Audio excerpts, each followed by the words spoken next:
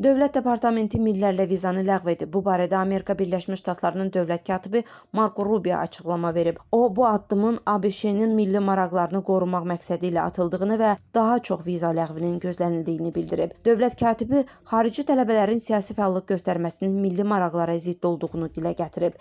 Tələbə vizası yalnız təhsil məqsədli olmalıdır. Əgər hər hansı bir tələbə universitetlərdə etirazlar, binaya basqınlar və ya digər narahatlıqlara səbəb olarsa, onların vizası dərhal ləğv ediləcək. Bu cür şəxslər ölkədən də deportasiya olunacaqlar, deyə dövlət katibi vurğulayıb.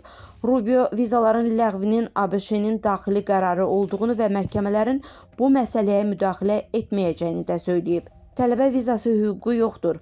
Bu məhkəmələrin deyil, dövlətin qərarıdır, deyə o bildirib. Xatırladaq ki, ötən ay Rubio xarici tələbələrin sosial media fəaliyyətlərini izləmək üçün süni intellektdən istifadə ediləcəyini açıqlamışdı. Təşəbbüs xüsusilə Hamas və digər terror təşkilatlarını dəstəkləyən paylaşımları hədəfə alıb. Qeyd edək ki, bu yanaşma ifadə azadlığı və məxfilik məsələləri ilə bağlı narahatlığa səbəb olub. Ruqiyyə Nəcəfli, Humay Cəfərova, Mira TV.